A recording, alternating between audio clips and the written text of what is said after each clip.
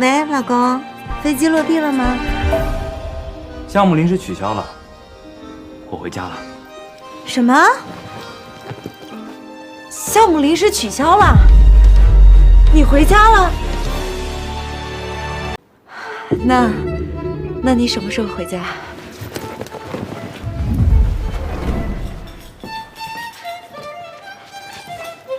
我已经到家了，现在就在楼下，马上上来。你已经到家楼下了，你怎么不早点告诉我呢？你干嘛？实在不行，我就跟他干。不行，我们不是说好按计划来吗？你现在这样干，不就前功尽弃了吗？这样，走窗户走，快！我也是临时接到的消息。怎么了，老婆？我现在不能回家了。没有，不是，我就是比较意外。你要是早点说的话，我还能提前准备一下。提前准备什么呀？准备给你做晚餐吧。是吗？难道不是偷偷藏好你的小白脸吗？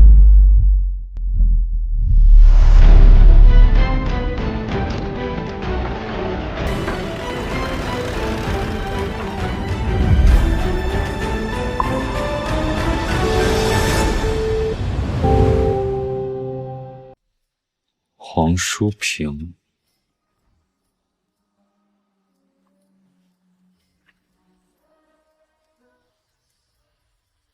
知道我为什么选你吗？你知道我很缺钱，我有点姿色，很适合做情人。你误会了。误会？你能花5万，真的只是让我做保姆？说吧，你想怎么玩？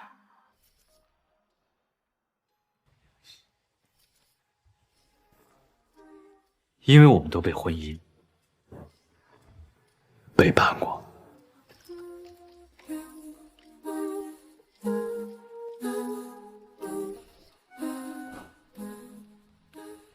老婆，我回来了。爸爸回来啦！星儿，哎呦，爸爸可想死星儿了。最近有没有听妈妈话呀？老公，回来了，出差忙了1周，辛苦你了。不辛苦。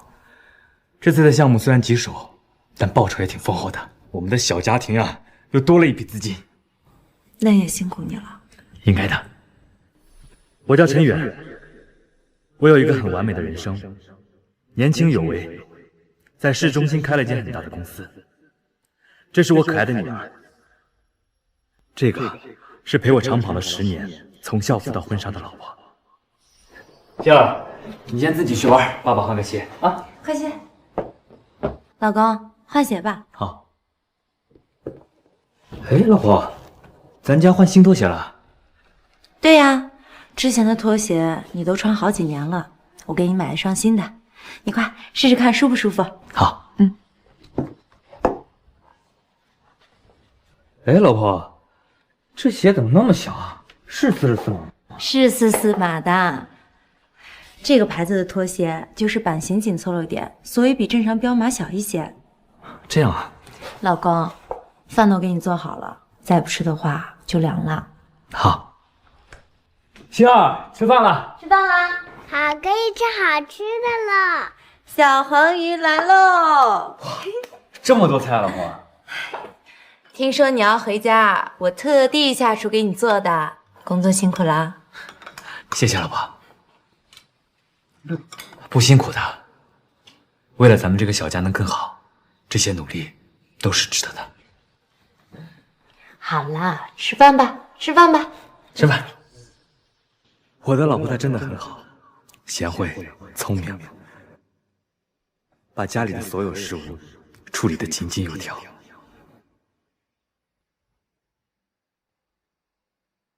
但她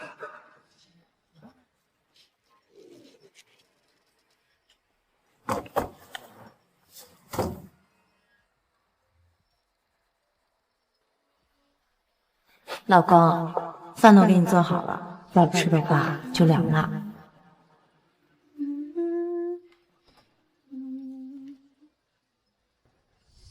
哎，老婆，这鞋怎么那么小？是444码的。这个牌子的拖鞋就是版型紧凑了点，所以比正常标码小一些。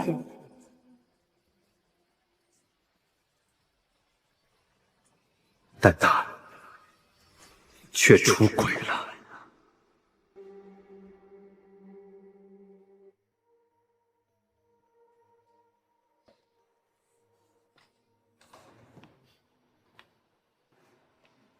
你好，请问你们这儿的避孕套哪个更好用啊？都挺好用的，是吗？老婆，你进来看一下。老公，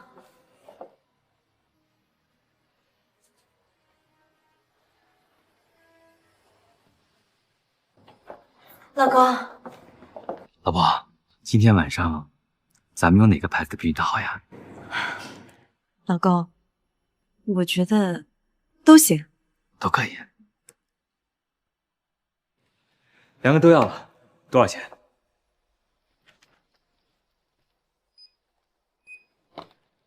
？120。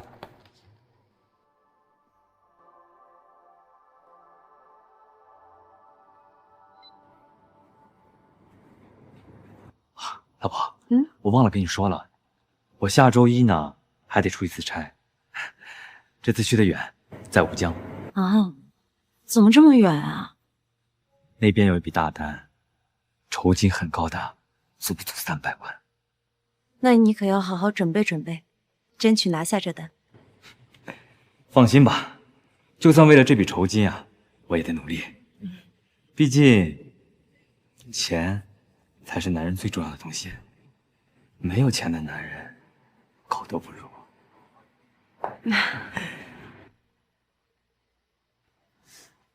你看我又给忘了。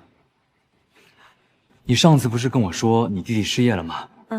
他那个房贷160多万，正好我这儿有一笔160多万的项目尾款，你先拿着给他用。是。他失业在家，压力很大的。好，谢谢老公。谢什么呀？你是我老婆，不是应该的。走，回家。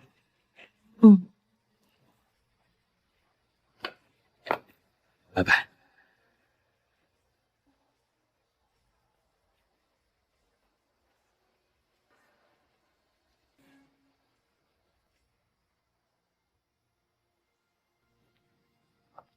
老公，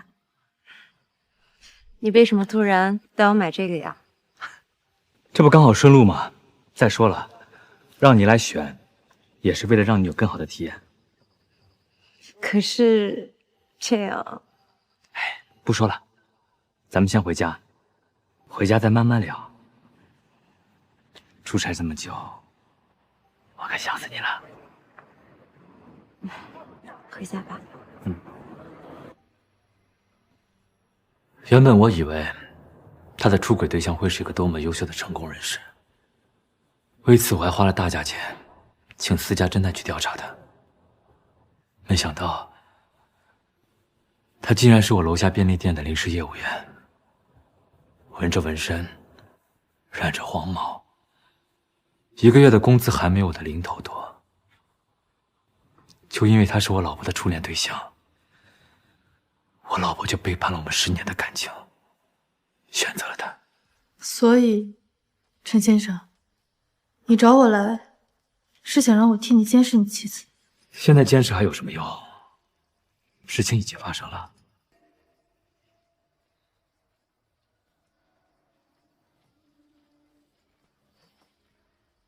我找你，是想请你替我一起复仇。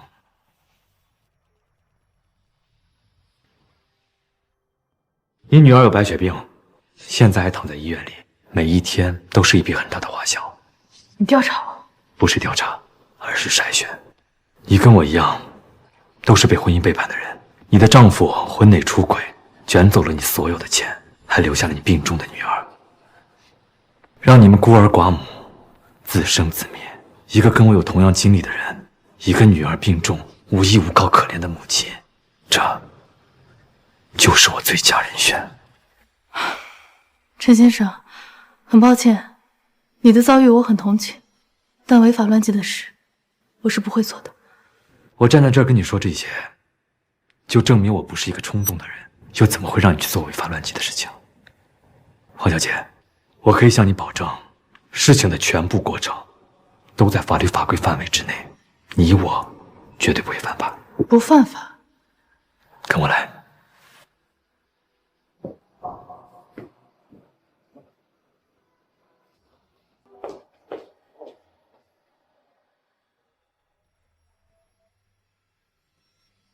张佩宇，28岁，初中因为打架辍学离校，之后就一直在社会上做闲散人员，天天干这破事儿，一个月就能赚个几千块钱。这个废物天天就出个差，都能赚个几十万甚至几百万，我靠，凭什么呀？这类人没什么本事，但他那可怜的自尊心却很强，而这正是他们人性的弱点。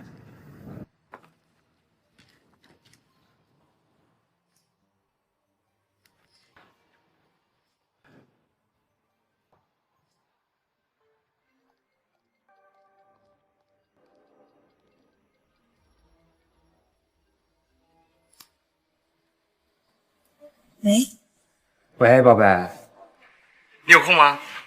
我不是都跟你说了吗？我老公在家的时候，你不要给我打电话吗？哎呀，这不想你了吗？哎呀，好了，乖，等我老公走了，我好好陪你啊。行吧，但我要你穿上次那套啊！另外，你再给我点钱。我昨儿可都听着了，你老公给了你160万。好，你先撑这几天，等我老公走了，我就给你拿钱。好了，先不说了，我马上到家了，你别忘记把咱俩的通话记录都删了啊。啊，行行行，放心吧。听话。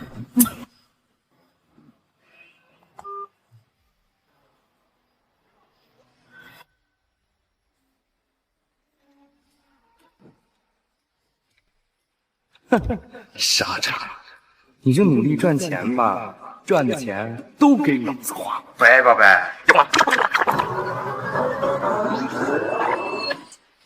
他们的聊天内容全都被你录下来了。没错，我在我老婆的手机上安装了窃听程序，他们所有的文字聊天、语音通话，我都能看到，并且全部记录了下来。等等，你有了这些聊天记录，不是已经足够证明你妻子出轨了吗？无论是打离婚官司，还是让你妻子身败名裂，都已经足够了。你还找我干什么？没错，我目前掌握的证据，无论是让我老婆身败名裂，还是净身出户，都没问题。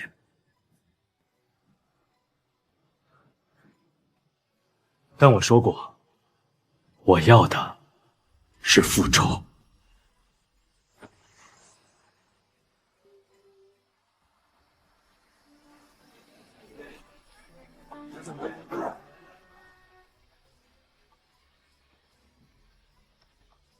这个人渣就是破坏我婚姻最大的元凶。如果只是让我老婆净身出户，而这个人渣没有受到一点惩罚，是不是太便宜他了？所以，你找我的主要目的是想向着张佩宇复仇。可，就算他绿了你，那也不构成犯罪啊，最多只是道德问题。是，只是道德问题。但如果他是入室抢劫加强奸呢？你说什么？我刚刚给你说的是张佩宇的基本资料，那我现在来告诉你他的过去。老东西，钱呢？我的钱在哪？把钱拿出来！张佩宇，原名张宇，出生在临安市的一个小镇上。他的母亲自幼病重，而他的父亲只是一个普通的农民工，每天辛苦赚钱，最后都被他全部抢走，并且挥霍一空。而这也间接导致他母亲没钱治病，最后死在了床上。他母亲的死，非但没有让他收敛，反而让他变得更加暴力。长大之后，更是染上了赌博。你没钱，你没钱，老子怎么办啊？老子本儿还没还过来呢！啊！哎，房本啊！他的父亲被他赌空了家产，变卖了房本。你他妈别管老子，滚！你去！最后沦为了乞丐，冻死在了大街上。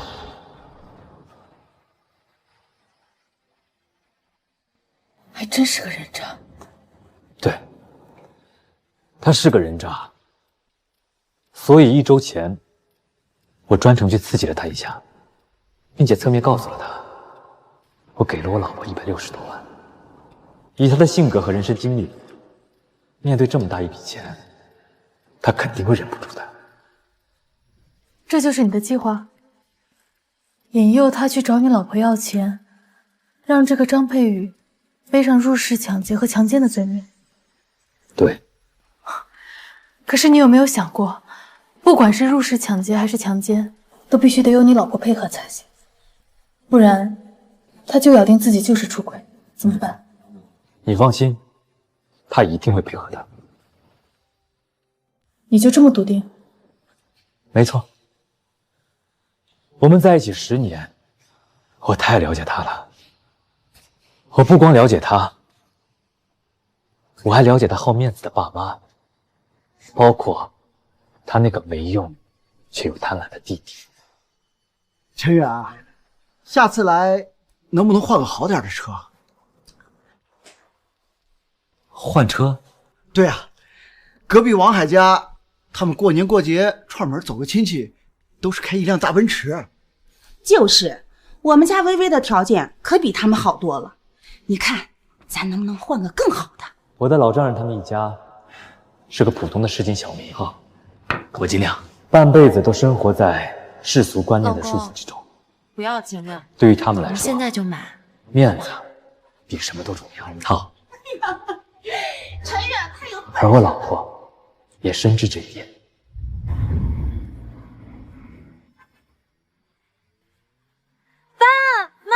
弟弟，妈，哎呀，想死我了，宝贝儿，慢点啊！哎呀，好女婿，你来了！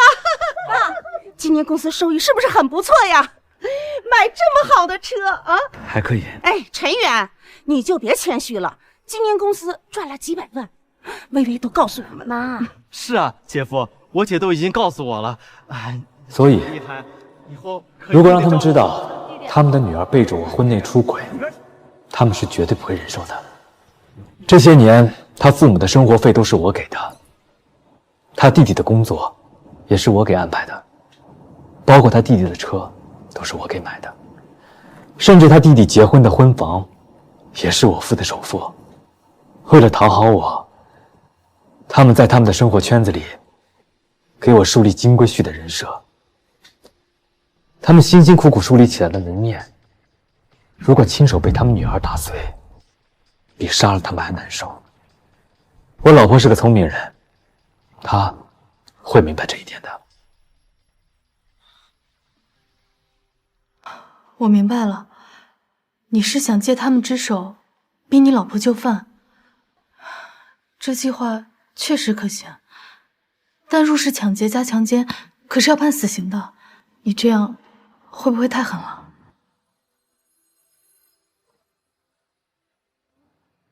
狠。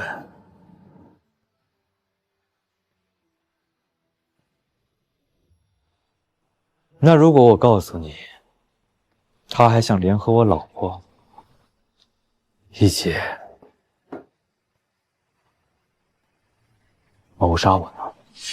什么？宝贝，怎么样啊？我弟弟啊，是不是比你那个只会赚钱的废物老公厉害？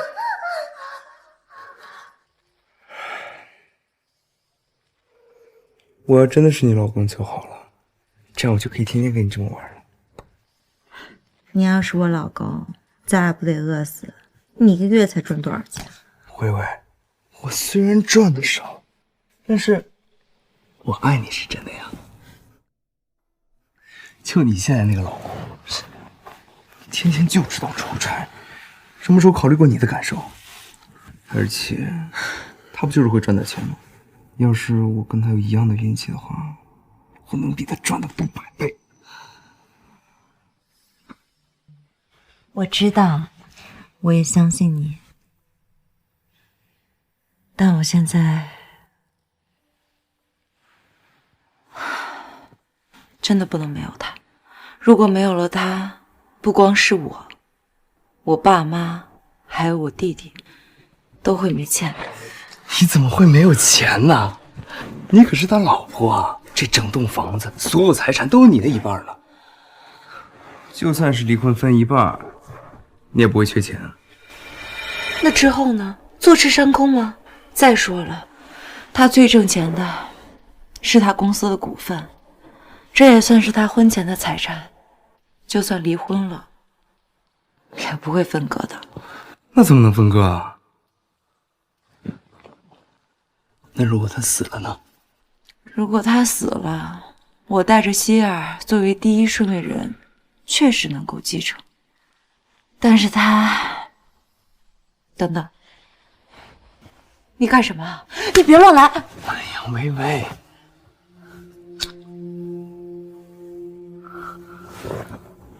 如果我做的事情是为了我们2个人好，这怎么能算乱来呢？而且，我听说唐景是个孤儿吧？如果我们……他们竟然真的想杀你！对，我是个孤儿，从一无所有打拼到现在这个地步，我费了多少心血。可现在突然有这么一个人，他什么也没做，就想霸占我的房子，抢走我的老婆，夺走我所有的财产，还要杀了我。你觉得我狠吗？不狠。可是，我觉得你也没有必要用这种过激的办法。万一有环节出现了纰漏，对你都是不好的影响。毕竟你事业这么成功，没必要犯这种险。是，理智来说，我确实不应该跟这对狗男女纠缠太多。我应该直接让我老婆净身出户，滚蛋就好。毕竟退一步海阔天空嘛。但是，我女儿今年才6岁，就算我争取到了抚养权，她总不能不认她妈妈吧？可我老婆已经疯了，我每个月给她用来当做婴儿抚养费的3万块，她却把其中的2万8都给了那个奸夫。如果我争取到抚养权还好，如果我争取不到，我女儿未来会过什么样的日子呀？如果有一天他们真的对我动手了，我死了，我女儿就没有爸爸了。那她未来会有过的什么样的日子？你也有女儿，你会让你的女儿置身于危险之中吗？我不会。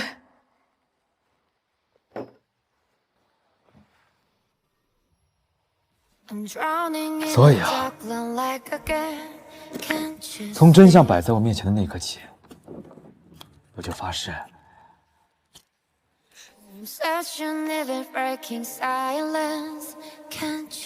我不能退，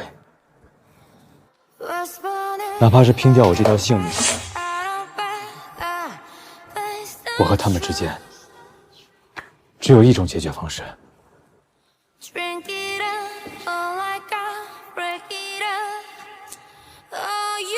不死。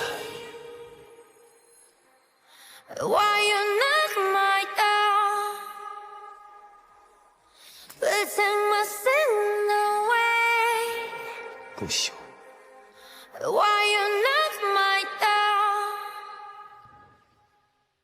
黄小姐，你可以好好考虑一下，只要你答应帮我复仇，除了那100万，我还可以动用我所有的人脉，帮你在全球范围内找到最好的医疗团队，帮你女儿治病。而你只需要陪我演一场戏，证明张佩玉是非法潜入我家。可是我没演过戏，不能保证一定成功。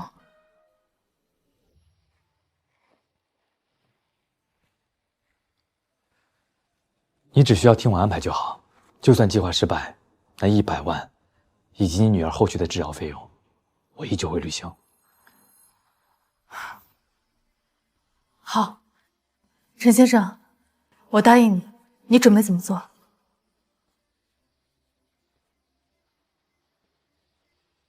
今晚我订了7点去吴江的航班，我老婆会送我去机场。在这之后，张佩宇他一定会来，不光是为了偷情，也是为了那160多万。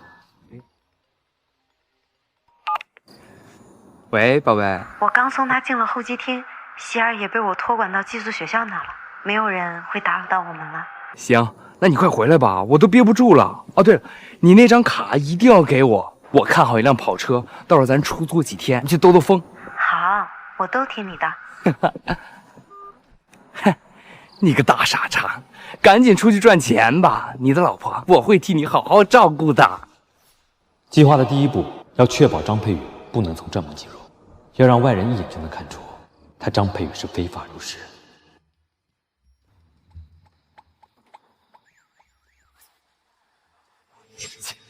你真当我没办法？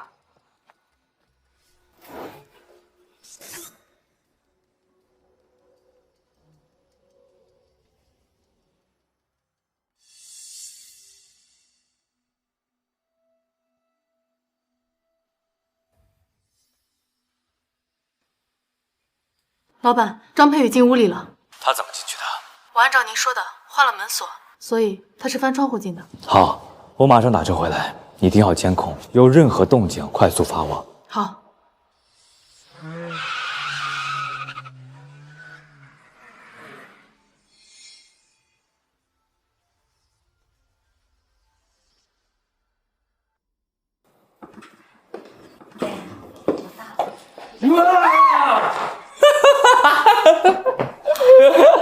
你干嘛？吓我一跳！怎么样，刺激吧？今天我们就这一套。你爸。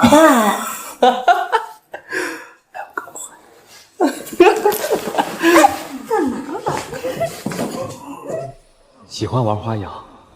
好，我会让你们这对狗男女后悔的。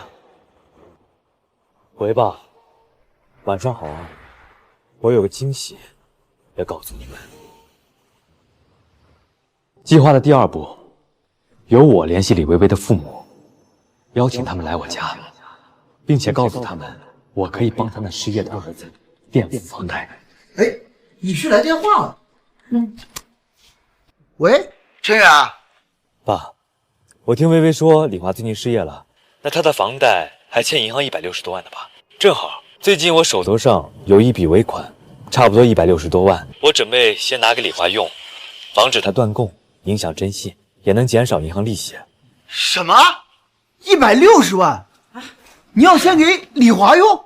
对呀，钱我已经给薇薇了，我让她直接给李华。你们不知道吗？这没有啊，薇薇也没跟我说这事儿啊。哦，她没说啊。那她应该是想给二老一个惊喜。那这样吧，你们也别问她了，今天晚上就一起来我家吧，叫上李华他们一家子，咱们正好一大家子一起吃个晚饭，你们看怎么样？好啊好啊，我现在就去叫李华他们。好，那就这样。哎，好。人在兴奋至极的时刻，真是太好了，就转瞬坠入地狱。这种强烈的落差足以击垮任何人，而这也是我对付李薇薇的最大筹码。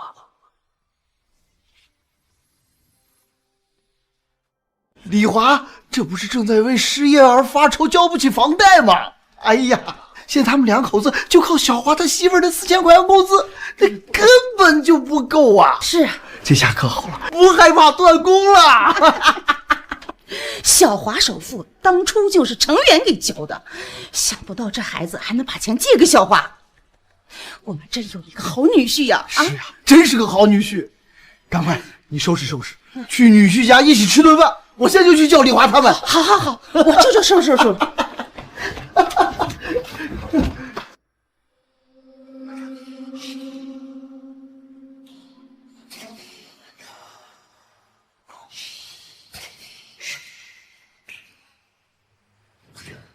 行动开始。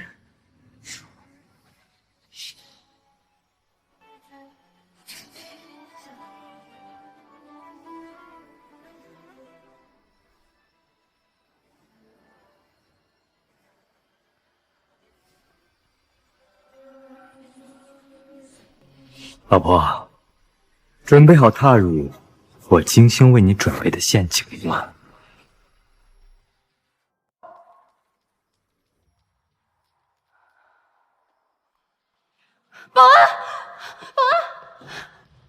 保安，我们家有小偷翻墙入室。什么翻墙入室？对，我这才出门买菜，这是监控拍下来的画面，你看。多少号楼101号，我们家夫人现在还在里面。101号楼有小偷翻墙入室，做来人支援下。这卡终于是我的了。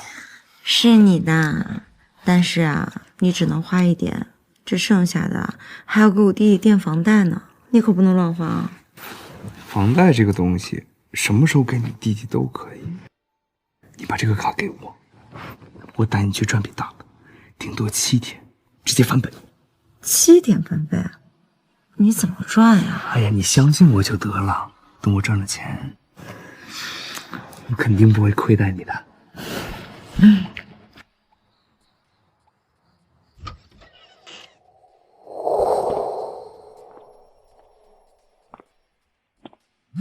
等一下，接个电话。我老公的电话。他不在飞机上吗？怎么这个时候给你打电话？应该是飞机落地了吧？你先别吵。嘘。喂，老公，飞机落地了吗？项目临时取消了，我回家了。什么？项目临时取消了？你回家了？那你什么时候回家？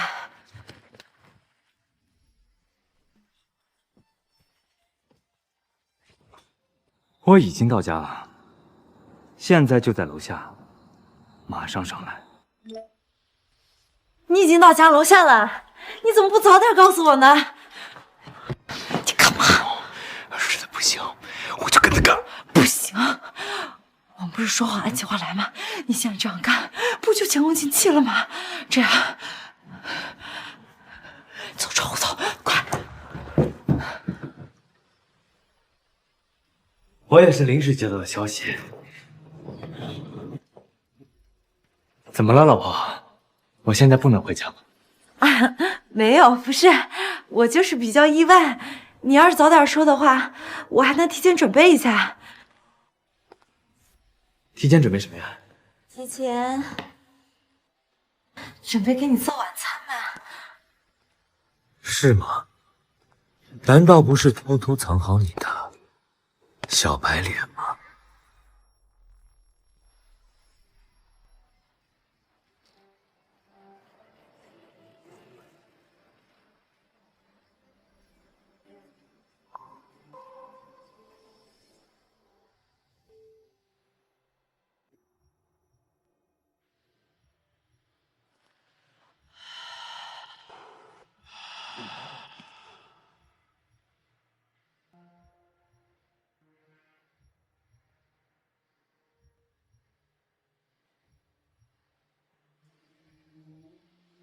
陈远，我需要一个解释，你刚才那句“藏好我的小白脸”是什么意思？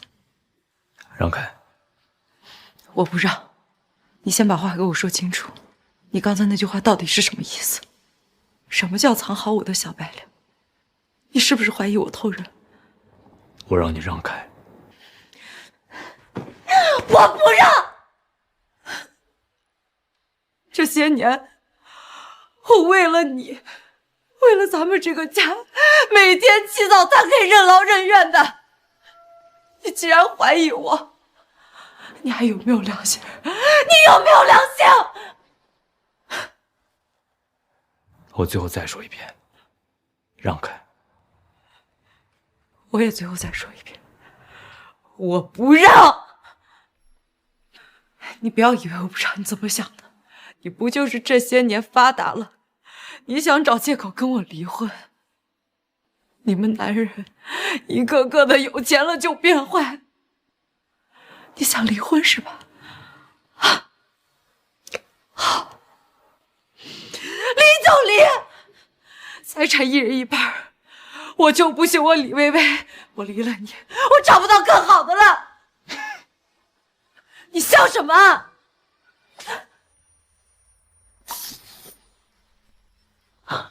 你觉得我陈远没有十足把握会来抓你的钱吗？等等，就是那个人，偷偷翻身我家，快别让他跑了！李薇薇，你把我陈远想得太重。真的就是那个人，偷偷翻墙进我家，快别让他跑了！别跑，快抓小偷！这都是你叫的人。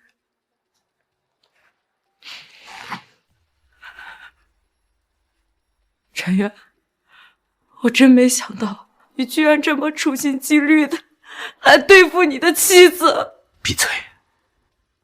你这种人也配自称我的妻子啊？跟奸夫联合，想要谋害我，私吞我的家产，你知不知道？你这种女人在古时候是要进猪笼的。我没有出轨，也没有什么奸夫，更没有联合要害你。窗户外面那个人影，我根本不知道是谁。到现在了，你还不承认？你真当我陈远是傻子是吗？我没做过的事情，我为什么要承认呀？陈远，我知道了，你别以为我不知道你的心思。你就是发达了，你想抛弃我这个糟糠之妻。我的命真的好苦啊！我陪你走过了多少难熬的日子，赌上了我全部的青春，结果你发达了，你要抛弃我。装，继续装。程远，你不要再栽赃我了。我告诉你，我李薇薇没有出轨，没有出轨。有本事你就拿出我出轨的证据。没有是吧？拿不出来吧？好，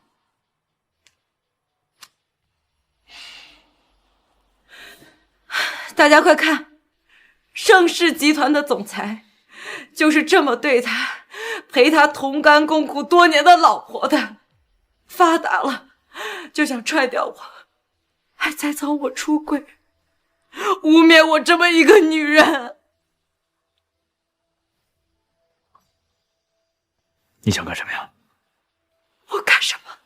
我当然是录下你的嘴脸，我让大家看看一个成功的企业家背地里究竟是一个什么样的东西。我跟他程远长跑了10年，整整10年呀，赌上了我全部的青春，终于把他娇惯成了花。结果呢，他就是这么对我的。姐妹们，这就是男人，这就是他们男人有钱了之后的嘴脸，抛弃糟糠之妻。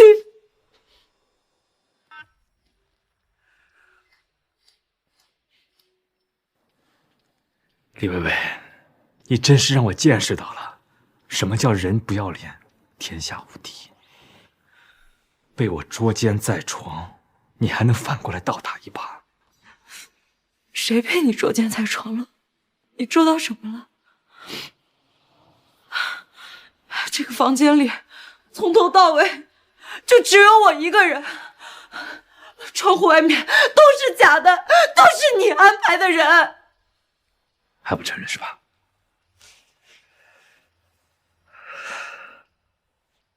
来，睁大你的狗眼看看，这画面里的人是谁？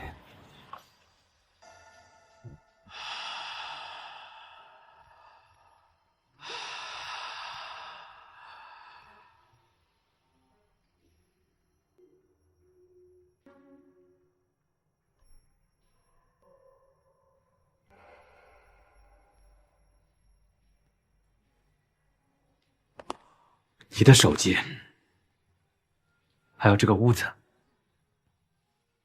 我都装了监控。你的一言一行我都看在眼里。告诉我，这是不是证据？说话！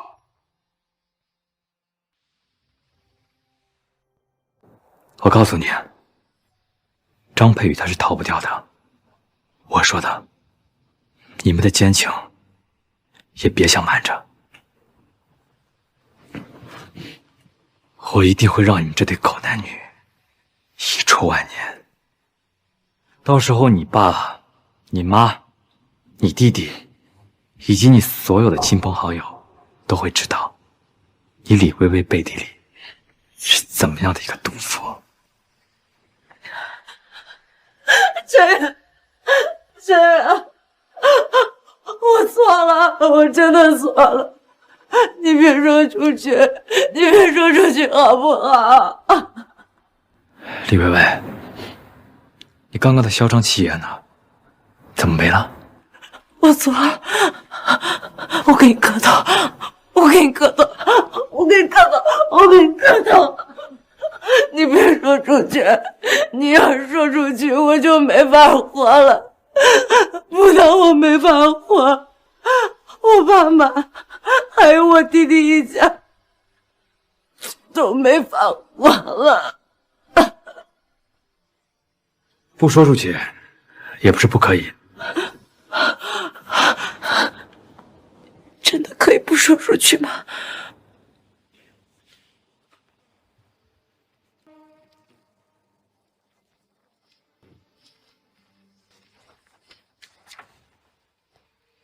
把它签了。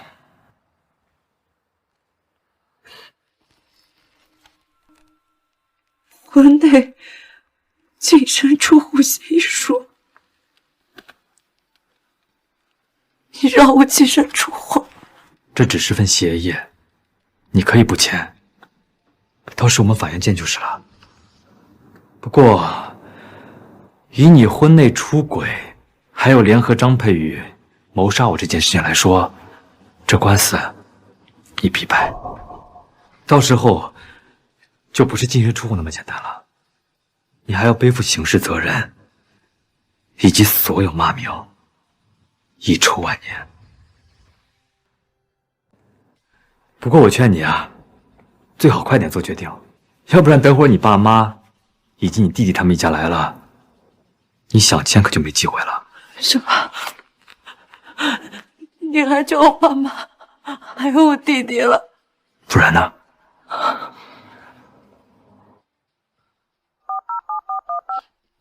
爸，你们到哪儿了？陈远，我们还要10分钟我们还有10分钟的路程，马上就到。好，那你们快点过来，我有事情要告诉你们。放心吧，姐夫，我们已经是最快速度了。好，听到了吧？你的时间可不多了。陈远，你真的好狠！作为父亲，你居然这么算计我！我狠，比起你们，我可仁慈太多了。我只数3手，这字儿，如果你不签，就别想签了。3、2、1。小华，一会儿到你姐夫家，你好好跟你姐夫喝几杯。好，你看看这些年他对你多好，又是给你找工作，又是给你买车，就连婚房的首付都是他掏的。现在又知道你们有困难，主动拿出100多万，先给你们垫房贷。放心吧，爸，我今晚肯定好好陪着姐夫，他这一次对我可是救命之恩呢。是啊，爸，本来我跟李华还因为房贷的事情愁得都睡不着觉，谁知道姐夫居然愿意出钱帮我们垫房贷，真的是太感动了。不光是姐夫好，这里面肯定还有姐姐的功劳。是，还是多亏了我姐找了一个这么好的姐夫，让我们全家都能跟着享福。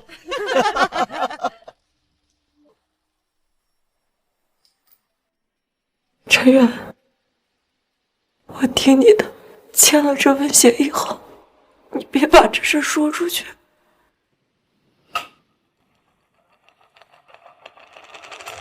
把手印也摁了。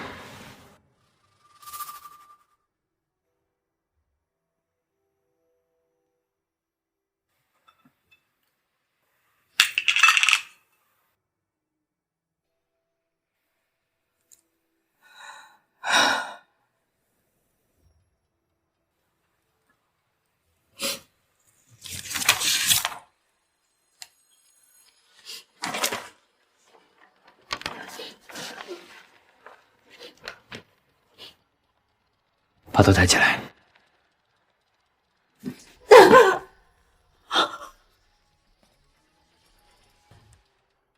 你干什么？当然是干你！我不是已经签了协议吗？是，你是签了协议，但是我没有说过签了协议就放过你吧？签协议，只是想看看你的诚意。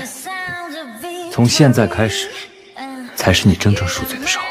你还想让我干什么？从现在开始，你不认识张佩玉，今天所发生的一切事情，都是他入室抢劫，又逼着强奸了你。张佩玉入室抢劫，又强奸了我，你这是让我栽赃他？你爱怎么想怎么想。如果你不想背负婚内出轨的骂名，就按我说的做。你们不是情比金坚吗？他不会连这点伤害都不愿背负吧？可是这是要判刑的。那又怎么样？一个男人，难道要看着自己的女人受伤害？我考虑一下。考虑？李薇薇，你给我听着，你没有资格考虑。要么按我说的做，要么就等你爸妈来了，我们一起好好讨论讨论你婚内出轨的事情该怎么办。我们一起好好讨论讨论你婚内出轨的事情该怎么办。别，我答应你，你别告诉我爸妈。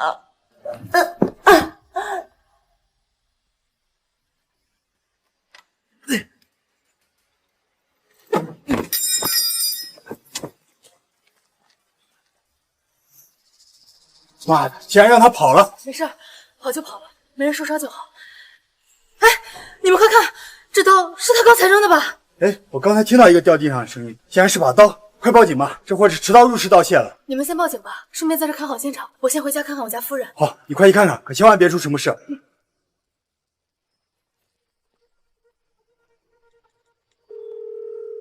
喂，我要报案。现在给老子重复一遍。我脸上的伤是张佩玉强奸我时打的。我给你的卡呢？是不是也被他拿走了？是，不过我会想办法让他还回来的。不用他还，我还要留着那个卡，要他的命呢。老板，没事，你继续说。那个人我们没抓到，让他翻墙跑了。没事，跑了更好。不过他慌张之下掉了一样东西。什么东西啊？刀，一把水果刀。太好了，本来还担心他不能死透，这下好了。陈远，你当真要赶尽杀绝吗？怎么，舍不得？没有。我看你就是舍不得。没有。等我接完电话再处理。喂，女婿，我们都到你们家楼下了，怎么没有看到你们人呀？怎么连灯都没有开啊？爸，家里出事了，我们马上下来。正好，人都来了，你不是舍不得吗？那你就当着你爸妈，还有你弟弟他们全家的面，告诉他们，你是怎么婚内出轨，又是怎么布局谋杀亲夫的。爸，我不要。晚了，你答应我不说出去的。小黄，带我老婆下楼。走，下楼吧。不要，不要！不是聚餐吗？怎么什么也没准备？是呀，人也不在。等一会儿你姐夫下来就知道怎么回事了。对对。哎，陈远，姐夫，爸妈，你们可真是养了个好女儿。陈远，你这话什么意思啊？是呀，发生什么事儿了？让你们女儿自己说。微微，你这怎么了？微微，怎么回事？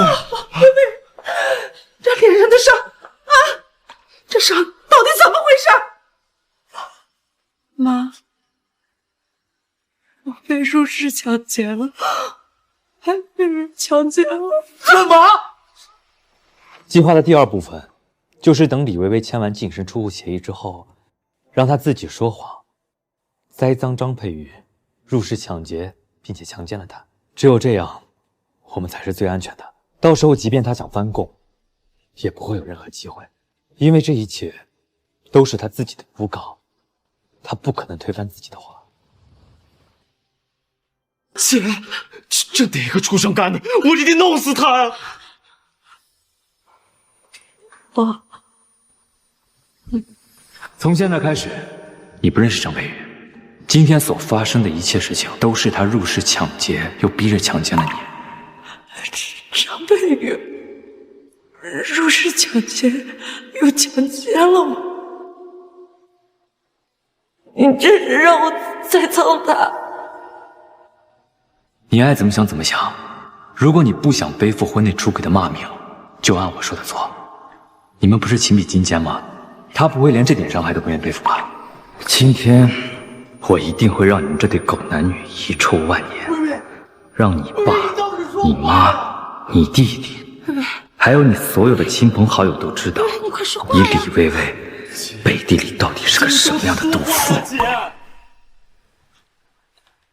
我不知道，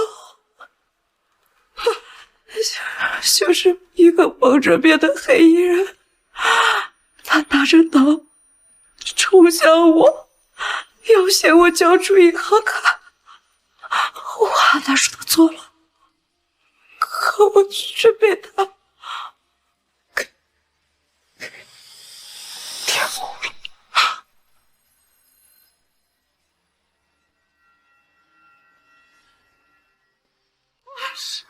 什么？妈，对不起你们，对不起，对不起你们。生源给李花的100多万的存款也被那个人抢走了。什么？这钱也被抢走了？是啊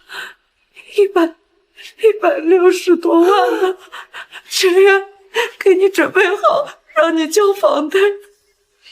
我错了，都是我不好。傻孩子，这怎么能怪你呢？这根本就不是你的错呀！是呀，妹妹，这不是你的错呀。好女婿，你不会因为这个就怪我们薇薇吧？这根本不是薇薇的错，有错是那个畜生的错。那薇薇也是受害者呀！啊，是呀，我们薇薇都被强奸了，你怎么还能怪她？李薇薇，你确定是被强奸的？当然，当时我就是被强奸的。他拿着刀威胁我脱衣服，你给弟弟的银行卡也是他用刀威胁抢走。我错了，我真的知道错了。李薇薇，你可想好了，你要为自己说过的话负责。陈然，我女儿都这样，你不安慰她就算了，你还在怀疑她。是啊，姐夫，出了这种事怎么能怪我姐呢？要怪只能怪那个抢了权的畜生呀！爸妈，是，我是不该告薇薇，但是我听到了很多传言，他们说薇薇在外面跟别的男人有一腿啊，就包括我给李华的钱，也是她主动给别人。姐，这是真的假的？我没有，我是被逼的，又是被入室抢劫，被强奸的。陈远，你到底要干什么？李薇薇，我希望你说的是真的，要不然我一定会让你后悔的。够了！我女儿说是入室抢劫，就一定是入室抢劫。是啊，陈远，我们的女儿，我们还是了解的，她不会干出那种红杏出墙的事儿。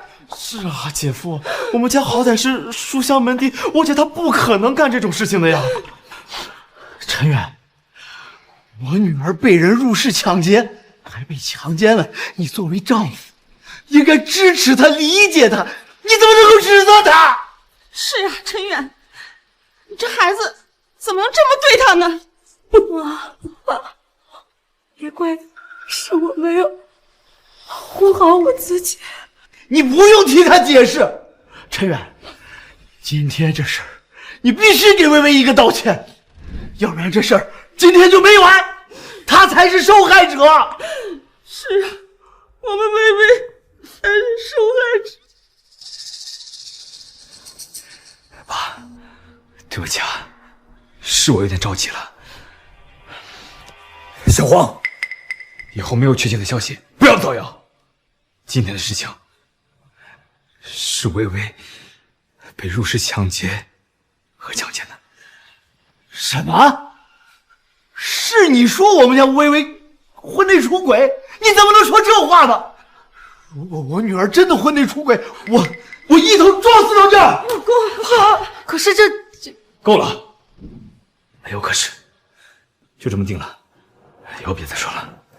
等李薇薇当着她父母的面撒完谎之后，我会反过来说她出轨，到时候需要委屈你一下。啊？你不是要逼他说自己是被张佩宇强奸的吗？怎么目的达到了，你又反过来说他出轨？因为等张佩宇被判死刑，执行完之后，就轮到他李薇薇了呀。到时候就是因为李薇薇害怕婚内出轨的事情暴露，从而诬告张佩宇，导致张佩宇死的。这还真是好计策。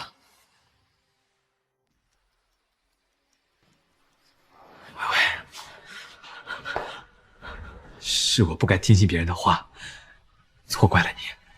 刚刚都是我不好，我向你道歉。没事。那你快告诉我，那个抢劫犯他是怎么走的？从哪儿走的？他可能是听到有动静，就翻着窗户跑了，可能是从窗户走的。快！现在必须报警！那个卡里有160多万，是我要给李华垫房贷的，一定不能丢了。对，快报警！赶紧报警！赶紧报警！现在最重要的是抓到那犯案的畜生，追回那160万啊！是，妈的，这个畜生，一定要让他不得好死！是，一定让他不得好死！就这家，就这家。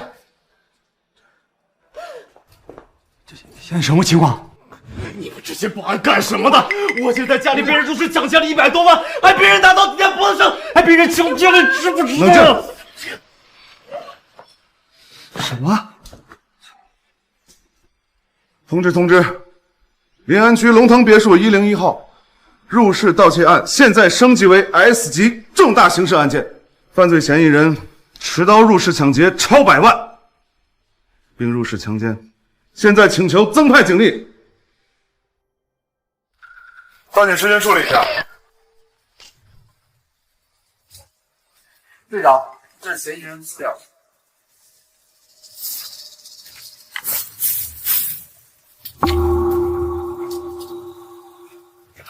没事没事，一定会抓。警官，怎么样？根据小区的监控判定，我们已经锁定了嫌疑人。我想和你们确认一下，在此之前，你们是否存在认识关系？不认识，我们之间不认识。是吗？那你……我认识，我见过他。1周前，对，1周前我跟我老婆在楼下便利店买东西的时候，他就在那上班。而且当时我当着他的面，跟我老婆说我结了100多万的尾款，而且我还当着面把那张卡给了我老婆。你看，一定是那次，对，一定是那次，他就盯上了我们家。你说是吧，薇薇？你上次不是跟我说你弟弟失业了吗？你先拿着给他用。原来从那个时候，你就在布局。对，我想起来了，是他，就是他。快封锁此小区便利店，抓捕嫌疑人。从监控看，你们拿出银行卡的时候，嫌疑人情绪很激动。你们走了以后，他还跟随你们走了一段路程，这一点能看出他有一定的作案动机。这哪里是有一定的作案动机啊？这分明从这里就被盯上了嘛！哎呀，姐夫，你怎么能在外人面前这么干呢？这，哎呀，分明就是漏财嘛！是啊，小远，这有财不能外露啊！爸，我当时也没想那么多，也不知道事情变成这样。好了，事情已经发生了。现在最重要的就是抓到嫌疑人，追回涉案资金。嫌疑人身份已经确定，全程实施抓捕。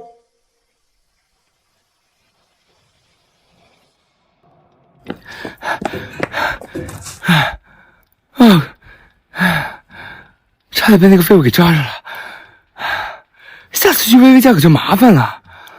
哎，算了，不管了，反正这一趟也不亏。哎，160万呢，这可不是什么小数目，就当你下老子的补偿了。先取个30万，潇洒潇洒，你干什么？你们谁呀？老实点！你干嘛？我的卡把卡还给我！我告诉你们这是抢劫啊！我报警抓你们！张慧宇，你涉嫌入室抢劫加强奸，你被捕了啊！不是我，不是。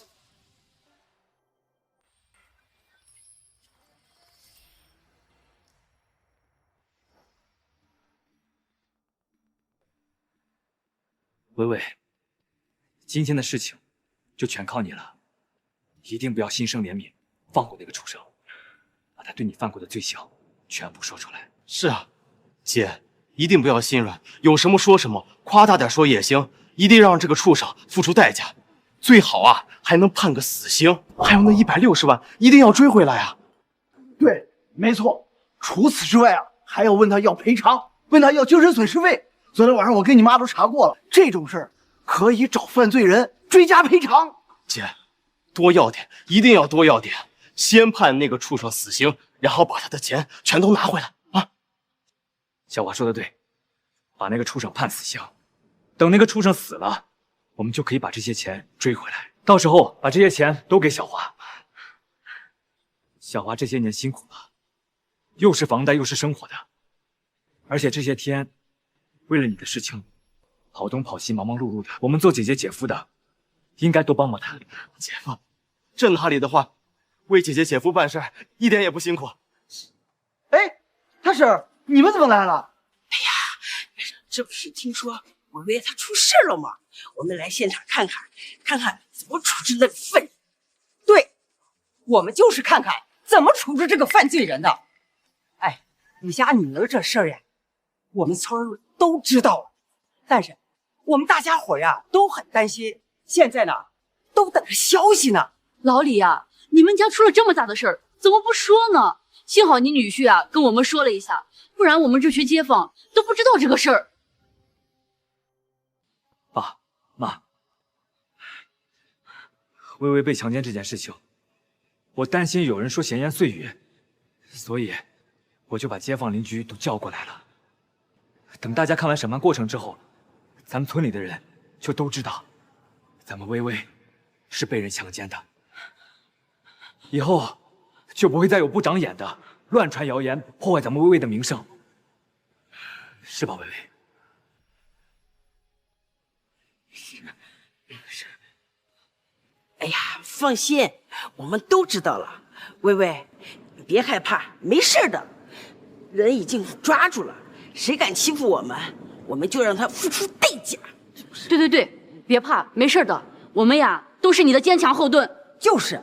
我们这些婶子大娘呀，都是你的坚强后盾。就是，放心吧，爸，咱们是受害者，不怕传出去。是啊，爸，反正我姐是受害者，刚好请这些婶婶们一起来看着，那也好。行，咱们赶快进去。走。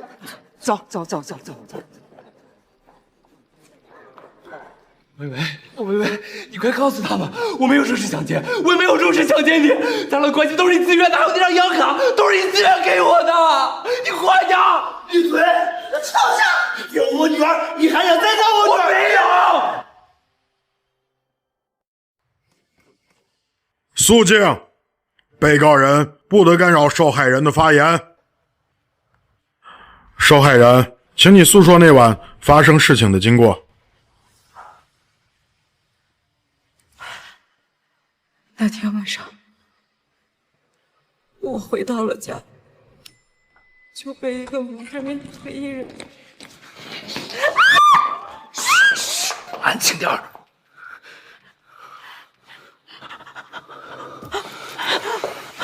银行卡呢？银行卡在哪？什么银行？就以前老公给你的银行卡，有160万那个银行卡。别给我装不知道。赶紧拿给我，不然我弄死你！后面我答应了他，说去卧室给他拿银行卡。我给，就在楼上卧室。带我去拿，别给我耍什么花样！快去！进去。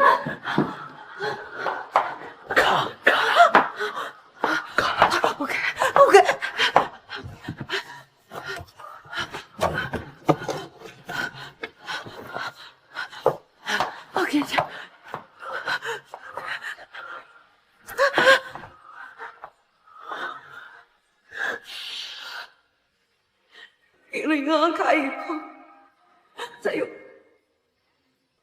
又撩我的裙子，让我不要动，不要反抗。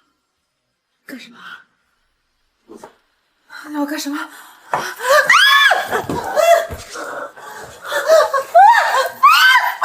你放心，我很快的。3年之后，我就被他你他妈敢坑老子！微微，你他妈坑我！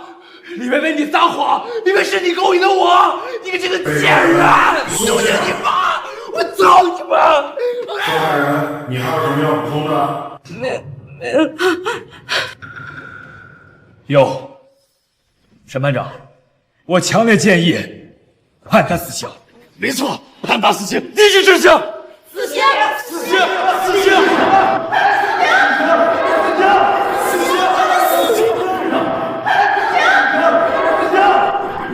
综上所述，张佩宇犯入室抢劫罪，罪名成立；犯入室强奸罪，罪名成立。现本庭对此案作出如下判决：犯人张佩宇犯入室抢劫罪，持刀公然抢劫财物160万，数额巨大，判处无期徒刑；犯入室强奸罪，判处有期徒刑7年，数罪并罚。犯人张佩宇死刑立即执行。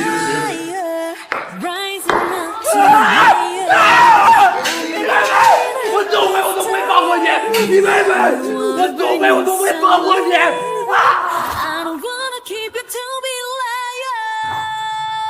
干得好，薇薇！恭喜你们这个商人精准了。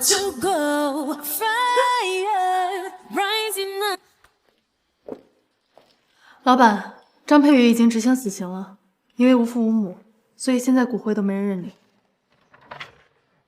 那你去领了吧，没人认领骨灰，确实挺可怜的。你把他领了之后呢，扔进粪坑里，也算落叶归根了。这会不会不太好？开玩笑的，先让他放在那儿吧，等到时候对付李薇薇的时候还有用。好。陈远，你这是什么意思？你为什么给我寄这种东西，还让我签字？我什么意思啊？离婚协议书当然是用来离婚的呀，我还能什么意思啊？离婚？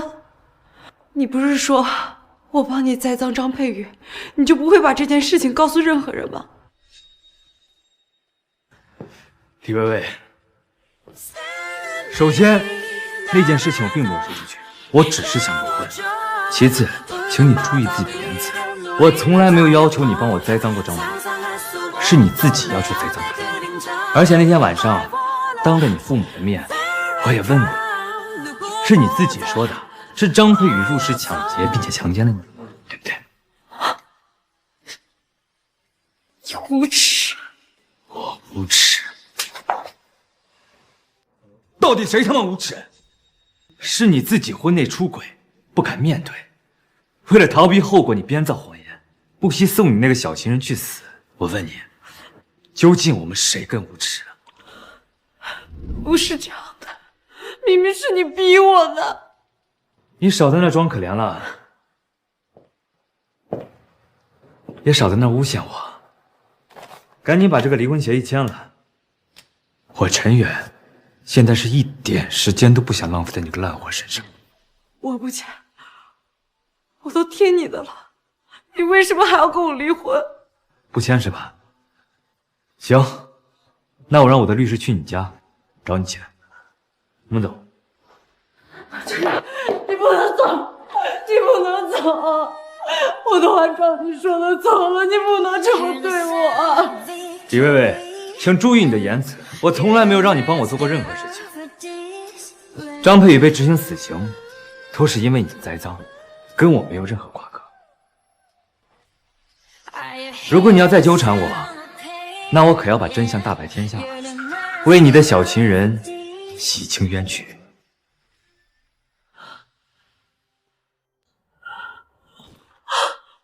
你疯了！如果你这么做的话，也会吃不了兜着走的。我为什么会吃不了兜着走啊？栽赃张佩宇的人是你，在法院说谎的人也是你，是你自己害怕婚内出轨的事情暴露，所以你才这么干的。我也是受害者。我们走。陈远，你不是人。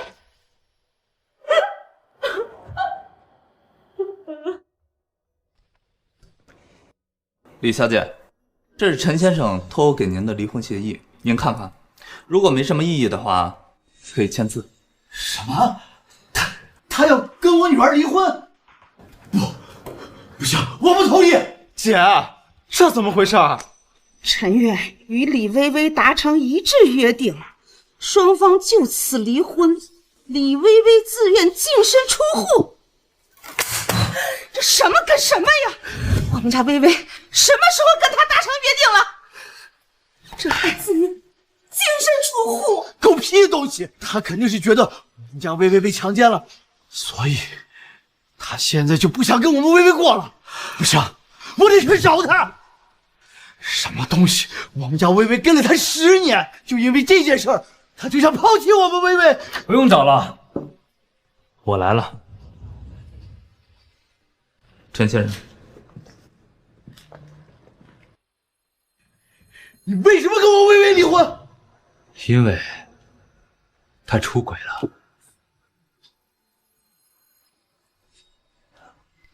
你说的什么鬼话？我们薇薇什么时候出轨了？陈远，我们薇薇平日里对你不薄，更是陪着你从一无所有的穷小子打拼到今天，你怎么能这样对她？翻脸不认人也就算了，还污蔑她出轨。我污蔑她？我不管，你就是污蔑。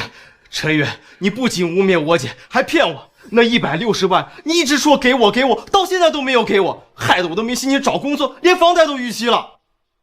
你房贷逾期也怪我，你不知道找个工作还房贷吗？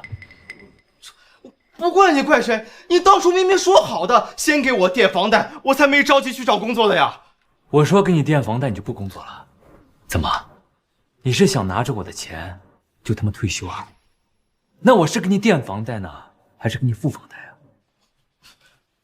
我不管，总之你是我姐夫，你就应该给我出钱。我是你姐夫，就应该拿钱给你。丽华，你还要不要脸？你是不是忘了，你的车子是我给你买的，就包括你房子的首付也是我给你付的。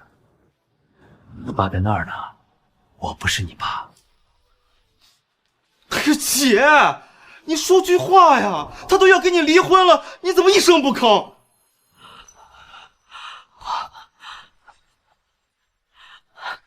陈远，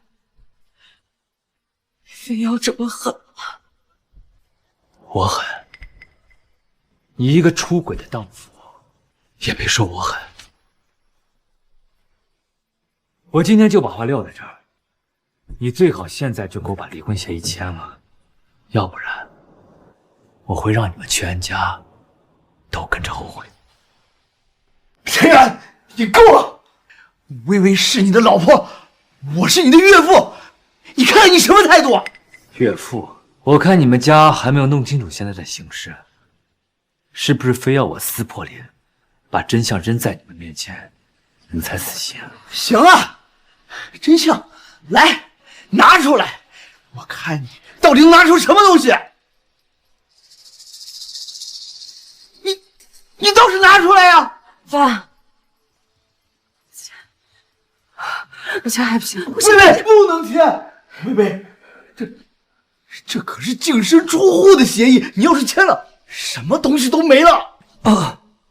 事先声明一下，净身出户协议早就签好了，出发条件是，只要陈先生要离婚，李薇薇女士随时都要净身出户。什么？你不就是个律师，你还想吓唬我？我女儿根本就不可能签这种协议。就是，我姐不可能签这种协议。怎么不可能？她如果不签，我怎么帮她隐瞒婚内出轨的事情？薇薇，你跟妈妈说，这到底是怎么回事？你真的签了这个协议？你倒是说话呀！这都到什么时候了，你还想对我们隐瞒吗？什么？你真签了？姐，你糊涂啊！你怎么能签这种东西呢？你签了，离婚了就什么都得不到了呀！你到底在想什么？这种东西也能签吗？那我来告诉你们，他到底为什么要签？因为他是一个不守妇道、婚内出轨的贱货，被我发现了，求我不要说出去，所以他才会签。薇薇，你真的干了那种事儿？爸，你别问了，我错了，我真的错了。薇薇，你怎么能干出这种事儿啊？你真是家门不幸啊！我怎么生了你这种不要脸的东西？你怎么能干出这种事儿？姐，你怎么样？现在可以签字了吗？趁我还没有把事情说出去之前。不签！陈远，就算我女儿出轨了，就算我女儿做了对不起你的事儿，他也不能净身出户，最多你少分他一点财产。对，没错，最多少分一点家产。少分一点家产？你们在想屁吃啊！我1分钱都不会再给你。陈远，就算微微对不起你了，可是他陪了你10年呀，你就这么的不讲情分吗？情分？笑话！他婚内出轨的时候，想过我们之间的情分吗？他跟他那个贱人情妇一起谋划杀害我的时候，想过我们的情分吗？现在跟我说情分，做梦！什么？他谋划杀你？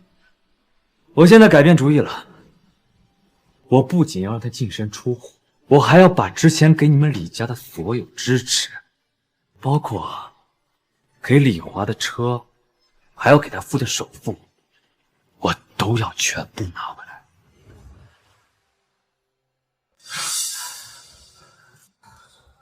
林律师，陈先生，我之前给李华买车，还要给他付的首付，所有的收据还有付款记录，包括之前李华给我写了不少的欠条，有这些东西在，咱们能打赢官司吗？陈先生，有这些东西在的话，您放100个心，我一定会1分不少全部给您拿回来。好，现在你律师函告他们。姐，你快劝劝姐夫啊！他疯了，他竟然要回之前给我的东西。小花，爸，我求求你，我这些东西不能还回去啊！要是还回去，小飞他一定要给我闹离婚的呀！陈远，你非要把事情做这么绝吗？你非要跟我李家撕破脸皮吗？我这还叫绝呀？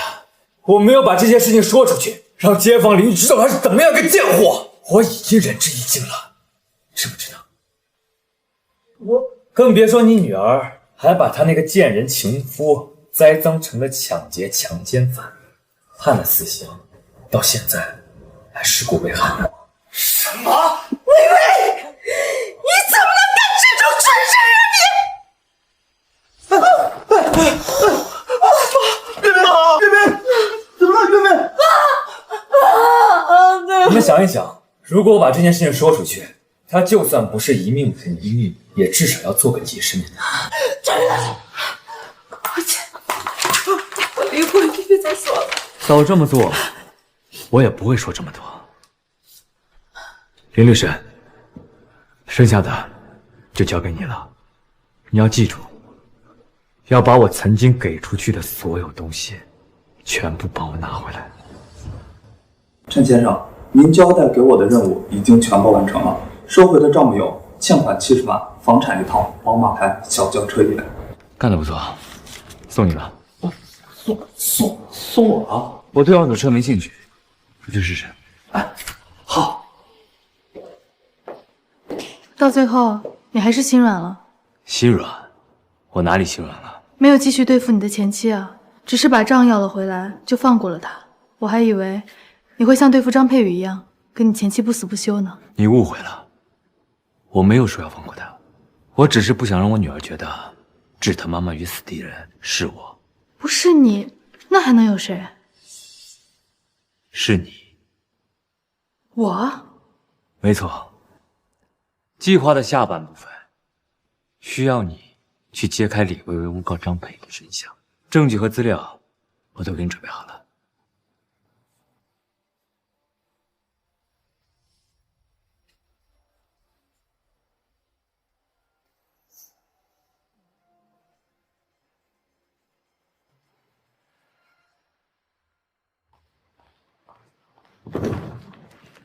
你好，我要报案。